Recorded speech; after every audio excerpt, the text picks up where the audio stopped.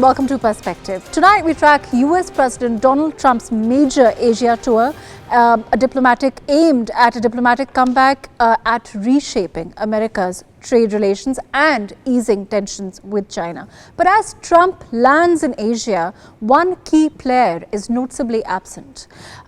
Of course, India's Prime Minister Narendra Modi is reportedly avoiding global stage and the spotlight of tough questions. But all of that in our second segment later. From Operation Sindoor to Russian oil deals, India's foreign policy appears to be struggling for credibility. We'll unpack what this means for Asia's power balance and for India's standing in a rapidly changing global order. Please stay with us. Michael, the same question to you. When we look at this visit of the President of the US, is it a realignment, in your opinion, as far as Asia is concerned? Well, it was unclear until fairly recently if the president would even be going to Asia, and then it was unclear what countries he'd be going to and who he'd be meeting with. The White House was surprisingly vague as to what he would be doing. Um, and for quite some time, there's been a lot of skepticism in the capitals of East Asia and Southeast Asia that the U.S. is serious about this so-called pivot or rebalance to Asia away from other parts of the world. And given everything happening in the Middle East in recent months, I think that skepticism has been heightened. So, in principle, there's an opportunity for the president to reassert U.S. engagement with Asia, but I do not think that is the goal of President Trump. This is an administration that takes a very transactional, indeed a commercial approach to foreign policy. So I think that his main goals will follow along those lines. When he goes to South Korea, he's going to be trying to look into getting a trade deal. When he goes to Japan, he's going to be looking to get commitments from the Japanese government to agree to more investment in the United States. And with the ASEAN summit, it remains to be seen, I think, what the president will be looking to do there. But certainly, I think that the big question is what will become of his meeting with Chinese President Xi. I think in that case, President Trump will want to talk about the controls that the Chinese have placed on their rare earth exports. That's something that's of great Michael, concern to the I president. want to come to that a little later on, in terms of course, this meeting and its potential ramifications for the region and also Asia. But first, let me include Javaid Ur Rehman. He's a journalist in Malaysia, and we're going to be talking to him also.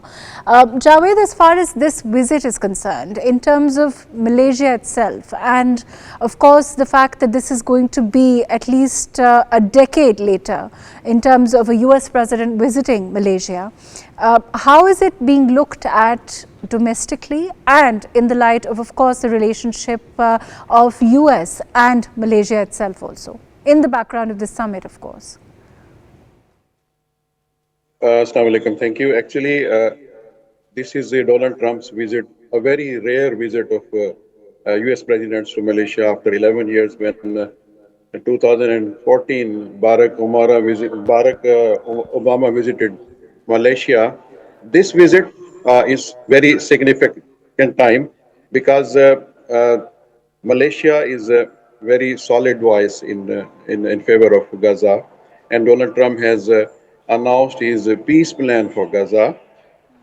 Recently, Prime Minister of Malaysia, Datuk Seri Anwar Ibrahim, in his parliament session, answered a question that they do not agree with all 20 points of this peace plan, although they really support. And then he called the Egyptian President Abdel Fattah and supported him that his efforts, Turkish efforts, and other Arabian countries' efforts to stop killing Gaza Muslims by Israeli. And Trump is also here.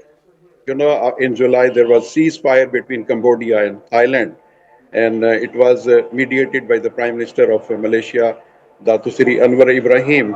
And Trump is also here because he called, he's supported by Russia, China and Trump. This peace ceasefire was done.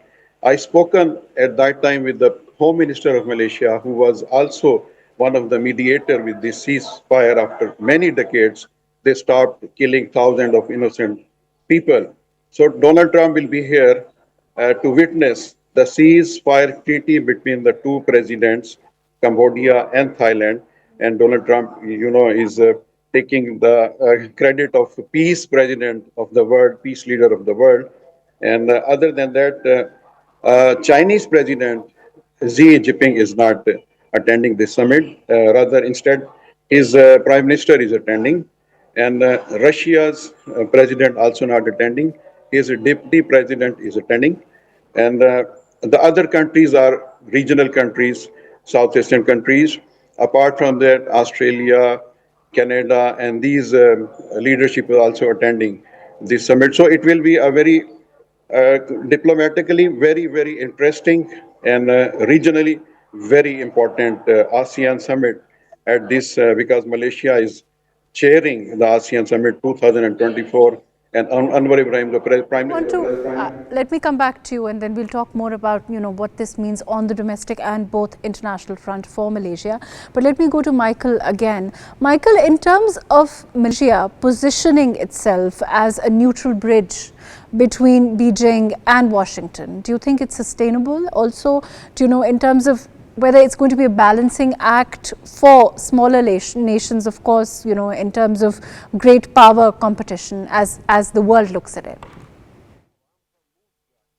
I mean, maybe there's something to be said for that, but I don't really think that the U.S.-China relationship needs that type of balancing player. And, there's been a fair amount of commentary on how other countries, including Pakistan, could serve as some type of intermediary or go-between or whatever between the U.S. and China. But, this is a fraught relationship, but it's not a hostile one. And particularly, the President Trump has signaled that he wants to engage with China. He clearly he seems to respect President Xi, and he's talked about wanting to work with President Xi to pursue peace and stability around the world. So there's engagement, even though it's a very fraught relationship. So I think that where these two men might meet and all that, I don't think that really is as much of an issue as some might suggest it is.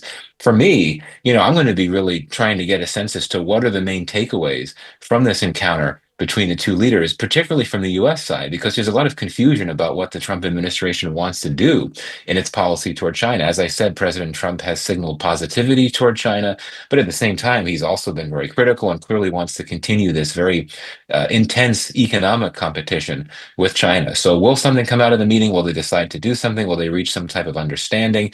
President Trump his biggest fear is that the U.S. would be in a scenario where it would get dragged into a conflict with China or be pressured to take a side, for instance, if China were to invade Taiwan. So I think that President Trump would want to reach some type of understanding to ensure a modicum of stability in the relationship. And we'll see if that happens when the two leaders meet.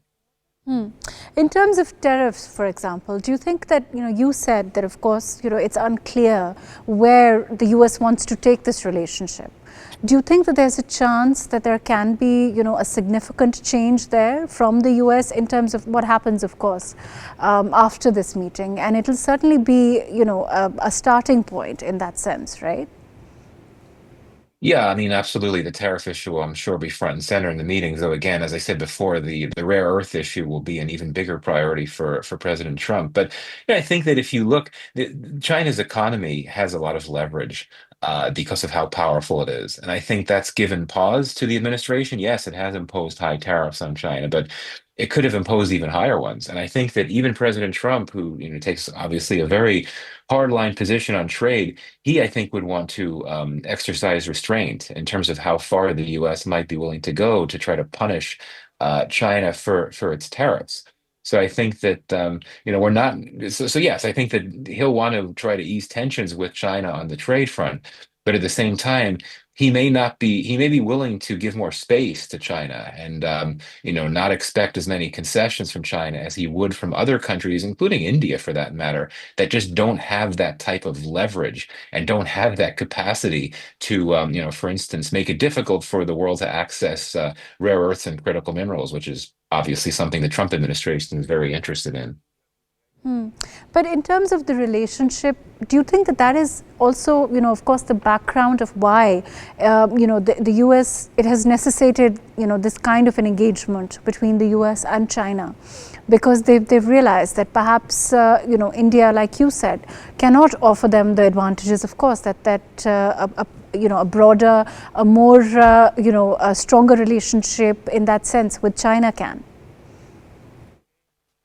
Yeah, I mean, I think that there's a lot of nuance that one has to apply here in looking at this. India, of course, has itself sought to ease tensions with China for almost a year now, and I think its motivations for doing so have been intensified because of the high tariffs that the Trump administration has imposed on New Delhi. It wants to be able to work even more closely with China in a commercial sense than it had been before. But I don't think we should overstate just how far Trump or the U.S. administration might want to go with Beijing. I mean, I think it's a a naturally competitive relationship because you're looking at two of the most powerful countries in the world with two of the largest militaries and economies that have a very different political system and political culture. So I think it'll be difficult to reconcile that. But I think tactically, the president would like to make some headway in easing tensions with China to make it less likely that there could be a risk of any type of conflict. And also, he just would want to reach some type of understanding to ensure that tensions would not spiral out of control. Right. Michael, let me come back to you. I'm going to go to Javaid. Javaid, with Malaysia's Anwar is hosting Trump, and there are, of course, in terms of this relationship and the build-up of it. What reactions? You said some of the stuff that's happening on the domestic front, but there seem to be risks at the domestic front in terms of mixed reactions. How are you looking at things internally in Malaysia? Malaysia's policy for the last many decades, they have very balancing policy among the superpowers of the world. So they never side any superpower of the world because they have trade and bilateral relations with all the superpowers like US, China, and Russia. They are major trade partners in various aspects. So, in terms of regional reactions, of course, there will be some regional reactions, particularly it could be from China, from Russia. That's why the analyst says that the Russian president at 11th hour, he changed his plan and instead he's visiting, instead his deputy president is visiting to attend this ASEAN summit. And at the same time, it was 11th hour decisions by the Chinese Prime Minister. He's not visiting Chinese President is not visiting. His Prime Minister is visiting. And so the main aspects of this ASEAN summit, and Donald Trump is trying to get engaged with the other bilateral diplomacy with the Southeast Asian regions and countries as well. And apart from that, the Australian and Canadian countries are also participating in this summit. So it will be a very technically very different ASEAN summit. Trump is landing on Sunday, 26th, and let's see, is high security in Kuala Lumpur. It almost every road is the passage is all blocked for another 1 or 2 days, and it is a diplomatically or politically very excitement we can feel in Malaysia in these days.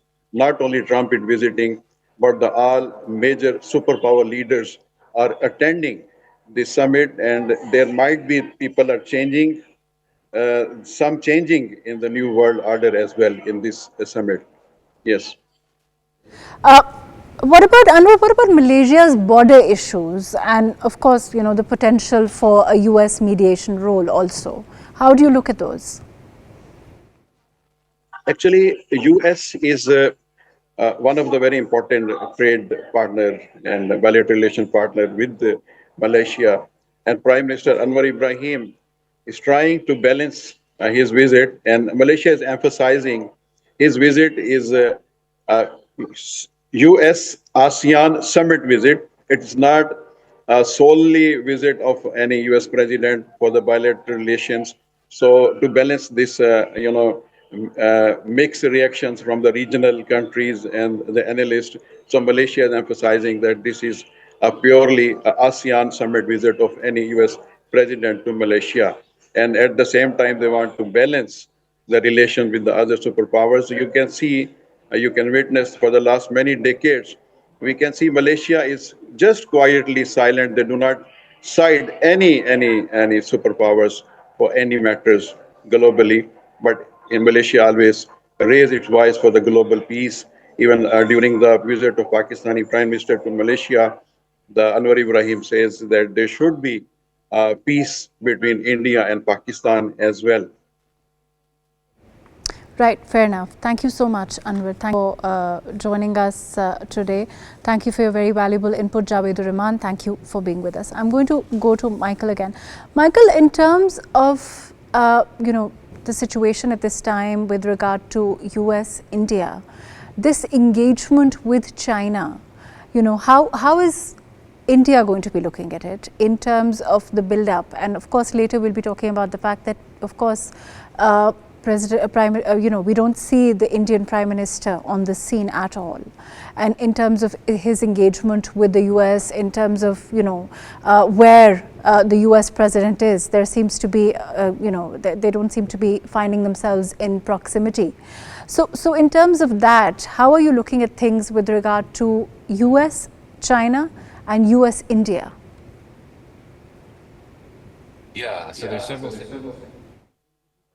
India itself has been pursuing a modest détente with China for about a year. They signed a border deal in October, and since then they've had a number of other initiatives. They've agreed to resume direct flights, for example. But I'd argue that since the Trump administration's high tariffs in India, New Delhi's had even more motivation to ease tensions with China. And India's main motivations for doing so, in my view, are mainly economic. It's long had a close commercial partnership with China, even during tough times. But since the Ladakh clash a few years ago, India has significantly restricted new Chinese investment in India. And I think now the Indian government is recognizing that it wants to do away with that policy because it needs Chinese investment, but it needs to create the requisite diplomatic space and political space to allow for that. So I think that's why it's doing what it's doing. So in that sense, I don't think New Delhi is going to be tremendously bothered that President Trump is going to be meeting with President Xi. I mean, Prime Minister Modi just met with President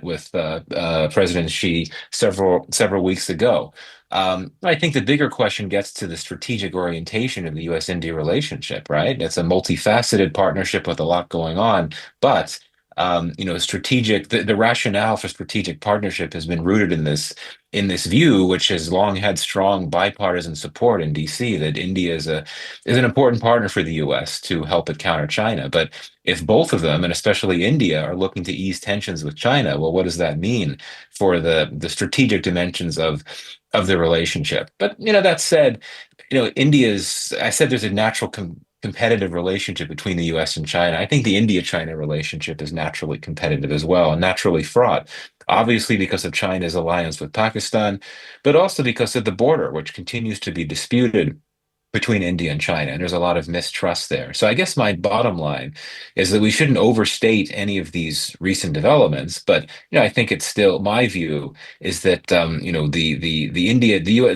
U.S.-China engagement is not going to upset India in a big way. Now, in terms of Prime Minister Modi not being at the ASEAN summit, that is significant. One would think he'd want to be there because he's always looking to project India's global influence and all of that. I think the main reason for it is that tensions between the U.S. and India are still quite high, and I think that New Delhi feels it's too soon for there to be a face-to-face meeting between Modi and Trump, especially because of a concern that President Trump, ever the wild card, could do something that could make Prime Minister Modi awkward. So I think that's the main reason why we're not seeing Modi there in person at the ASEAN summit. I want to talk more about this also in the sense that, of course, does it mean a broader change in US policy in terms of, their relationship with India and then, of course, other relationships in the region? Let's come back and talk about that. We'll be taking a short break, after which we'll come back. Please stay with us.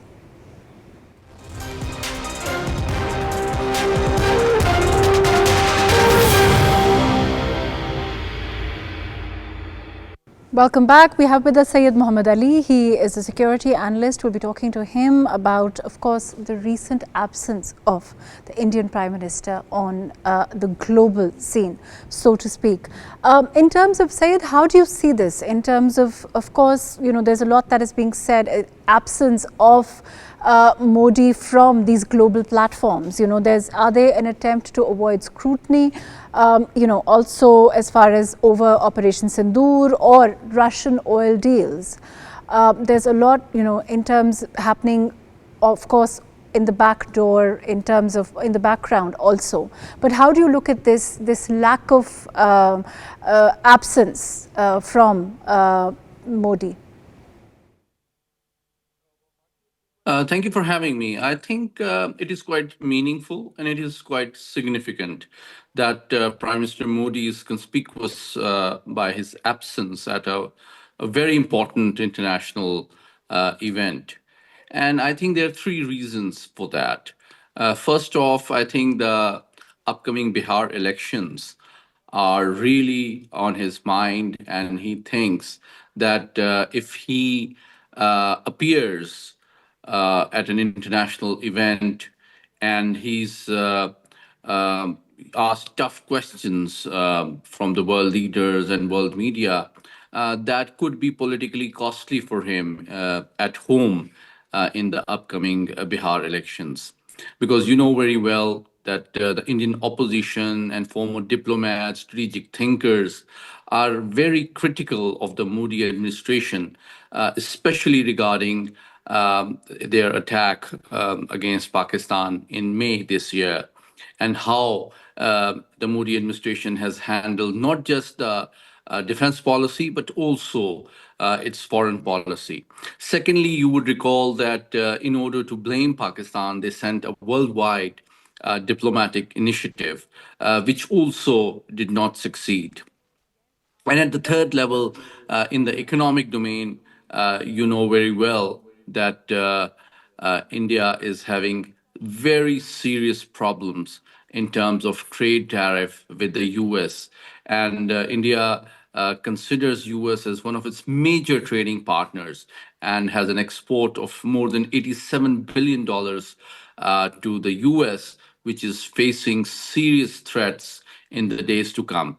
And that has really worried Mahrukh, the Indian industrialists and exporters, who are also blaming Mr. Modi for damaging their economic interests. So, in order to avoid such tough questions, I think it is understandable that this is not the only most important event that Mr. Modi will not be physically attending.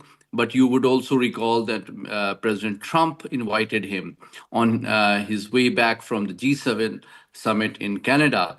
And Mr. Modi also avoided an audience with the US president. So this provides a proof that I think Prime Minister Modi, is It's trying being to. done calculatedly, of course. It's being done as a maneuver, like you said. Let me include Michael in this also. Michael, when we look at, you know, whether this is an attempt to avoid scrutiny, we're also looking at a lot of hyperbole. We are also looking at, you know, a lot of confrontational statements that are coming from India domestically. But at the same time, on the international scene, they seem to be amiss. You know, they seem to be avoiding the US at this time. And like you said, it's more because, in your opinion, they expect, you know, they don't know what to expect from Donald Trump. But more than that, no? Yeah, Michael? I mean, there's a lot at play, and I should say I agree with the comment that your other panelist made there about why Modi would not want to be at ASEAN. I mean, there are domestic political developments, including the critical Bihar election, which might um, be something that would make him not want to go because it would suggest he's leaving at such an important moment. But I do think that the Trump factor is important. I mean, if Trump were not going to be at the ASEAN summit, I would not be totally surprised had Modi decided to go. Quite frankly, I really think that that's a really key issue here. As I said, that New Delhi just was not ready for there to be a meeting between the two leaders because of the high tensions in the relationship. But I think that India's regional policy and its foreign policy is not in any danger. I mean, it's been facing new challenges with Bangladesh for more than a year now. It's dealing with rising amounts of anti-India sentiment in some of the countries of the region, particularly the Muslim majority countries. But on the whole, I would not suggest that it's facing significant challenges or significant pressure. Yeah, it's facing pressure from the U.S. on the Russian oil issue, but it sounds like that might be worked out, assuming that the U.S. and India sign a new trade deal, which presumably would entail a concession from the Indian government to pledge to reduce some of its imports of Russian oil. But Michael, you don't think that there's a broader change in policy as far as US and India is concerned? Even if, like you said, the Russian oil issue and that deal is finalized and that's solved, do you think that, in terms of how India and US viewed their relationship, is there a shift marked by Trump, or you think that this is just a brief period of some kind of what can one say, a lack of warmth, so to speak? Well, I mean, as you know, there's always been this undercurrent of sentiment among much of the Indian public, or some of the Indian public, and even some within the strategic community in India, that the U.S. cannot really be a trusted ally or partner in the way that Russia can, or that France can, or other long-standing Indian partners. And I think that what's happened in recent months has really provided a lot more ammunition to that view, so to speak. It's validated that view in the views of those that subscribe to it, and perhaps others that have been brought into that view as well. And I think I said before that the U.S. has squandered a tremendous amount of trust in India based on what's happened over the last few months. So I'm not sure if that reflects a new change or a policy. I do not think that India essentially wants to turn away from the United States. I think though it wouldn't state this publicly for domestic political reasons, it recognizes that the U.S. remains an important partner because it continues to be an important source of an important market for Indian exports. And there are a variety of other reasons. There's so much that's happened with this relationship, new partnerships around tech and energy and so on. But maybe I could put it this way, that these longstanding unease about the idea of a true partnership with the U.S., that that unease has been heightened, and that certainly could impact the way that India looks to pursue its relationship with the U.S. moving forward, even if some of these current tensions, which mainly revolve around commercial and trade issues, are resolved. Right, fair enough. Let me go to Syed Muhammad Ali, and then I'll come back to you. In terms of domestically at home, we see, of course, the opposition leader Rahul Gandhi calling Modi a weak PM in the wake of this kind of, what they're even terming domestically in India as avoidance. How do you look at that in terms of what's happening domestically in India, Syed? Um, I think there are two ways to look at it. I tend to agree with how Mr. Rahul Gandhi has characterized the Indian Prime Minister. But a weak Prime Minister can be a desperate leader, and he can be a dangerous politician. And how, as a Pakistani analyst, I look at it that he is facing a lot of domestic political, economic, and governance challenges at home, from the political opposition, from the strategic thinkers, from armed forces, and also from some people within his own party ranks. And As a Pakistani security analyst, that makes me worry that he could consider some sort of misadventure to divert the public attention. And unfortunately, since 1998, in the past 27 years, BJP has always relied on the anti Pakistan and anti Muslim hatred as part of its political strategy in most such elections. And unfortunately, it has worked as well. So I'm worried. And also, there's a method to the madness that after the May 20 this year conflict between India and Pakistan, there has been a serious and significant rise rise in terror attacks against Pakistan from Afghanistan. And there's a growing concern in Islamabad and Pindi that this is supported and encouraged by India, which is also going to, which has opened its embassy a few days ago after it was, after it was closed down after the Afghan Taliban returned to power.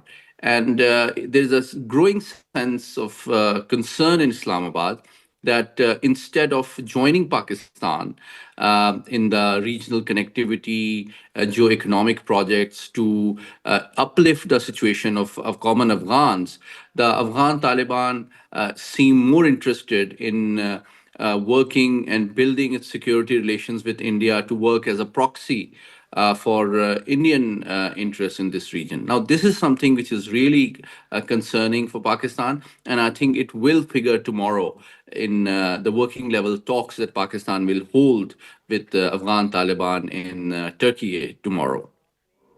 Let me come back to you, Michael. In terms of concerns that there is international credibility, for example, in terms of how the world views India, do you think that this absence or this lack of engagement, if one can call it that, with the US is going to have is having an effect, or potentially can have an effect in terms of the credibility that we've seen as far as India on the international scene is concerned? In the background of course, we saw what happened post Pahalgam with the assertions of the 7 planes that Pakistan has blown up, of course backed by the statements that have come from the US president, but which have always been and they've been forthcoming ever since. In that light, do you think that that can impact India's credibility on the international scene? Yeah, I mean, I don't think so. I mean, I think it's definitely true that Pakistan won the narrative war, that attached to the India-Pakistan conflict. I mean, it's very clear that much of the international community, including the United States, was most concerned about the risk of nuclear escalation and prompted much of the world to push for a ceasefire and was not willing to accept India's position that it should be given the right to do what it wants to do because of a counterterrorism imperative. That was not a view that much of the world signed on to, other than Israel and Taiwan and maybe one or two a small number of others as well. But what that means for India's credibility now, not sure I would draw too many links to that, right? I really don't think that India is facing any type of credibility crisis on the global stage, and it's helped by the fact that it is an influential player and a rising power that has a very significant economy, and countries want to engage with it. And so I don't see any major changes in India's relations with its friends. I mean, the U.S.-India relationship, that's a whole separate matter, but it continues to engage very closely with the EU. It's probably going to get an FTA with the EU by the end of the year, which is very important for New Delhi's economic interests. Its relationship with the UK continues to be very strong. We, of course, had the British Prime Minister in India recently. Its partners in the Middle East, its partnerships there remain strong. In the region, in Central Asia. But Michael, in terms of the criticisms that we've seen India receive at home, there's been a lot that has been said with regard to its lack of, engagement with the US. There's also been what has been said with regard to him, as far as Modi is concerned, refusing to act in a timely manner in response to, of course, Pakistan, in terms of not being able to realize that Pakistan, it's not just Pakistan, but of course the kind of threat that Pakistan poses, and with the background of China also. So a lot of that is also being said at home, in India at this time, in criticism for Modi's policies, right? Well, I mean, perhaps, but I mean, that's just domestic politics, right? And I don't see how that's going to shape perceptions or thinking outside the country. The Indian opposition is in a much stronger place now than it was during Prime Minister Modi's first 2 terms, right? Because of its showing in the election, and now has Rahul Gandhi is now formally an opposition leader. That puts him in a more influential position. And of course, India, the BJP now having to rule in a coalition, that's sort of constrained it a bit. But I wouldn't overstate the impacts of what the opposition is saying, quite frankly. Now, of course, you're some key state elections coming up in India, including the Bihar one. That'll provide a nice an indication of just where Modi and the BJP stand, right? I mean, if they face a setback in Bihar, that might, that would be significant. But I don't see the opposition noise as something that is, unusually significant. I still see the BJP as in a pretty good place. Right. Thank you so much. Thank you, Michael. Thank you for your very valuable input. In terms of domestically, when we look at, do you agree with this? You think that domestically, whatever's happening in India, the fact that, of course, the opposition is much stronger than it was before, but that noise potentially can have an impact on the international front for India, or the way that India is being looked at internationally now is perhaps not the way it was maybe even 2 years ago. Right, Syed Muhammad Ali. Are you asking me? Yes, yes. Okay. Yeah, I think after the May conflict between India and Pakistan, the perception of India has changed globally. And but I agree with Michael that it doesn't happen overnight. But there are very significant reasons why I think this change of perception towards India is not going to be a temporary phenomena. Number one, I think how Pakistan effectively responded to Indian aggression and then begged for peace from all over the country, the world, including Mr. Trump, aptly exposed the limits of Indian power before the US, which expects India to be the bulwark against the rise of China. And it has also exposed New Delhi's limited will and capacity to meet US expectations in containing China. Secondly, I think although it happened during the Biden administration, but it is not possible for the US government and state institutions to neglect the fact that India was sending its intelligence officers abroad to assassinate political opponents and Sikh leaders, including in the US, Canada, Britain, and Australia. And thirdly, the rise of terrorism in Afghanistan has been recognized by the Trump administration's first important official document, the annual intelligence threat assessment, as a threat, as a major threat to the US interests. And it is also an area of common concern for the US and Pakistan, where a number of outfits like TTP and BLA, which Pakistan claims as being sponsored by India, are increasing their activities inside Afghanistan. And lastly, you would recall that the US State Department also designated BLA as a foreign terrorist organization. So these things indicate there's a growing convergence in security, economic, energy, trade, mining sectors between Washington and Islamabad. And there's a growing divergence in New Delhi and US interests, be it trade and economy, be it the Indo-Pacific strategy, be it counterterrorism.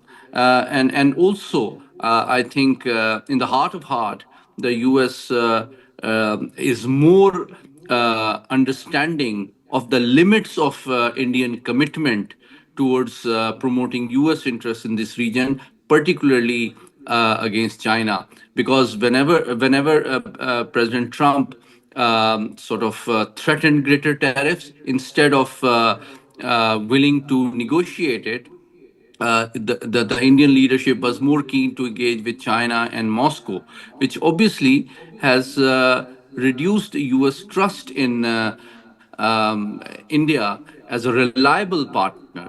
So I think these developments are important and not temporary. Right. Thank you so much, Syed Muhammad Ali. Thank you for your very valuable input. In terms of Donald Trump's, as he reclaims attention on the Asian stage, India's silence does speak volumes, and at a time when absence can often be louder than presence. And tonight it seems that Prime Minister Modi's silence is echoing across global corridors. That's it for tonight. Thank you so much for joining us today on Perspective.